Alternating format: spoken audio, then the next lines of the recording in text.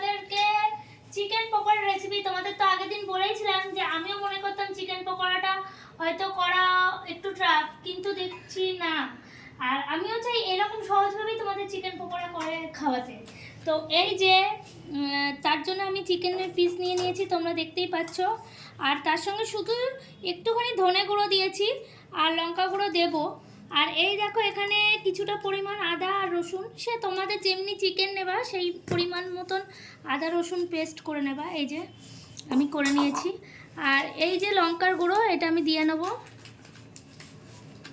আমি একটু ঝাল ঝাল পছন্দ করি, তাই ঝাল ঝাল। আর একটু লবণ দিয়ে নিয়েছি। তো এটাকে মাখাবো, মাখিয়ে আর একটু লেবু দেবো, লেবু আর গোলমরিচ গুঁড়ো দেওয়া হয়েছে। আর এই দেখো একটু লেবু নিয়ে নিয়েছি, লেবুটাকে চিপে দেবো,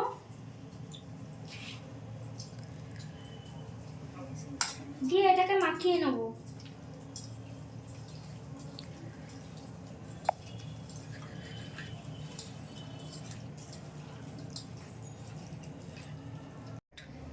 দু তিন মিনিট মতো মাখানোটাকে রেখেছি।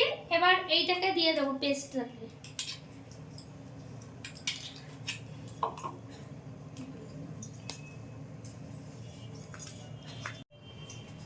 এবার এটাকে আমরা 15 থেকে 20 মিনিটের জন্য ঢাকা দিয়ে রেখে দেবো।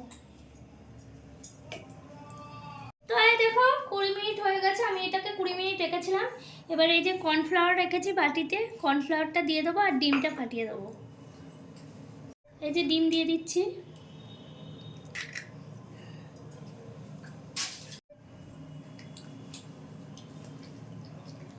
এবার মাখিয়ে নেবো। আর এই যে কর্নফ্লাওয়ারটা দিয়ে দিচ্ছি। আবারও তোমাদের বলছি, আগে মাংসটা যেই পরিমাণে আমরা নেব সেই পরিমাণেই আমরা মশলাগুলো, সেই পরিমাণে যদি এর থেকে আরও বেশি পরিমাণে মাংস থাকে তাহলে আমি একটা জায়গায় 2টো ডিম নিতে পারো। তারপরে ধরো কর্নফ্লাওয়ারটা কেউ যদি ভাবে একটু পকোড়ার মানে একটু ফোলা ফোলা বা একটু মুচমুচে টাইপের করতে চাও, তো তারা আর একটু বেশি কর্নফ্লাওয়ার দেবে। তো চলো এটা দেখি। আর আরেকবারও বলে দিচ্ছি, যদি আমার চ্যানেলটা ভালো লাগে সবাইকে শেয়ার করে দিও আমার রেসিপিগুলো, এবং আমাদের চ্যানেলটাকে সাবস্ক্রাইব করো আমার। আর আমার পাশে থেকেও আরও রেসিপি পাওয়ার জন্য। আর এইটুকুনি বলতে পারি, যদি তোমরা এইভাবেই করো নিশ্চয়ই তোমাদের খেতে খুব ভালো লাগবে আর ভীষণই ভালো লাগবে। তো চলো এবার আমি কড়াই তেল গরম করতে দেবো। তো এই যে আমি গ্যাসটাকে জ্বালিয়ে দিলাম, কড়াইটাকে একটু গরম হতে দেবো। আর তার সঙ্গে সঙ্গে একটাই কথা বলছি, আমাদের যে রেসিপিগুলো আমার চ্যানেলে সেগুলো সবই ঘরোয়া পদ্ধতিতে। এবং খুব আমরা ভাবি যে হ্যাঁ বিয়ে বাড়ির স্টাইলে খেতে গেলে এত কিছু লাগবে এত কিছু লাগবে, এরকম কোনো ব্যাপার না। অনেক কম মশলা ছাড়াও ঘরোয়া মশলা দিয়েও খুব সুস্বাদু করে রান্না করা যায়, খাওয়া যায়, সেটাই তোমাদেরকে দেখানোর চেষ্টা করছি। আর যেটা বলার কথা, মন্দিরা বয়সে কুকিংয়ের একটাই কথা, 8 থেকে 80 আমরা সকলেই খেতে ভালোবাসি। আর খাবার মানে বাঙালি মানে খাওয়াটাকে আমরা ভীষণ প্রেফার করি।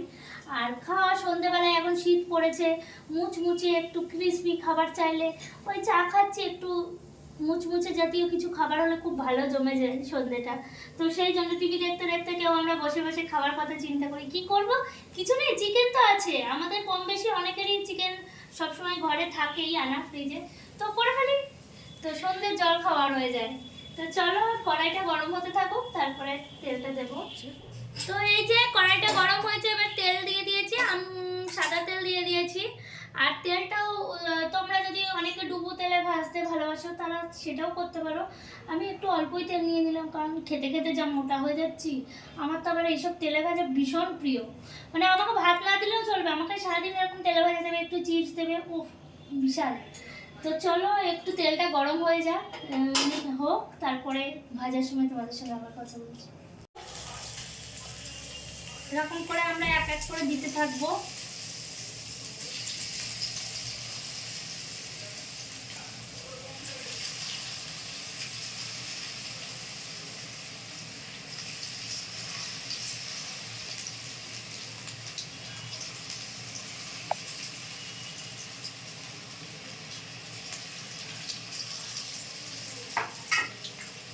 এগুলো হালকা হালকা করে নাড়বো, একটু একটু ভাজা হোক, মাঝে সাঝে একটু উল্টে দেবো। এই যে কারণ এগুলো দেওয়ার পরে একটু লেগে লেগে গেছে, ওগুলোকে ছাড়িয়ে ছাড়িয়ে নেবো।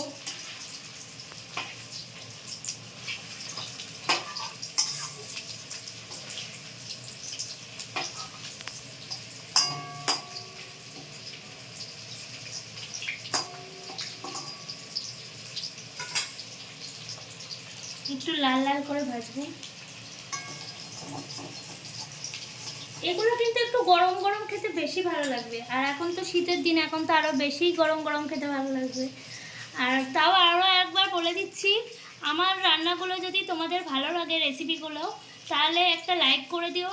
আর যদি একটু মনে হয় যে না আমার মানে তোমারও ভালো লেগেছে, যেমনি অনেকেই খেতে পারবে বা সুন্দর ব্যাপারটা, তাহলে তোমরা একটু শেয়ার করে দিও, আমার চ্যানেলটাকে সাবস্ক্রাইব করে দিও, আর পাশে থেকো এইভাবেই যেভাবে আছো। আর এটাই বলার ছিল।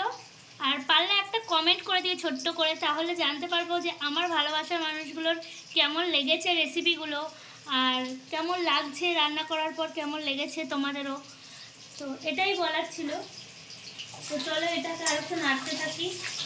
আমার পকোড়াগুলো লাল লাল করে ভাজা হয়ে গেছে, এবার আমি তুলে নেবো।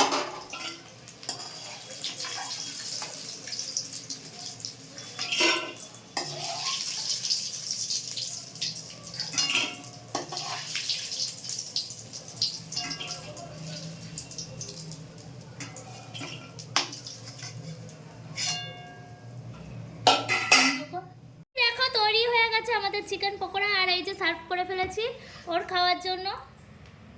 তো এই দেখো বন্ধুরা, তৈরি হয়ে গেল চিকেন পকোড়া। কেমন হয়েছে বলো বলো, সবাই কমেন্ট করে জানিও। আর আমি আরেকবারও বলছি, তোমরা কিন্তু রেসিপিটা ট্রাই করে দেখো, অবশ্যই খুব সুন্দর লাগবে খেতে।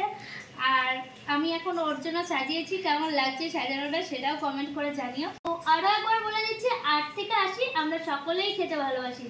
তো আজকের ভিডিওটা এখানেই শেষ করছি, দেখা হবে পরের কোনো রেসিপি নিয়ে। ততক্ষণ পর্যন্ত তোমরা ভালো থেকো, সুস্থ থেকো, আর এটা ট্রাই করে খেতে থাকো। টাটা।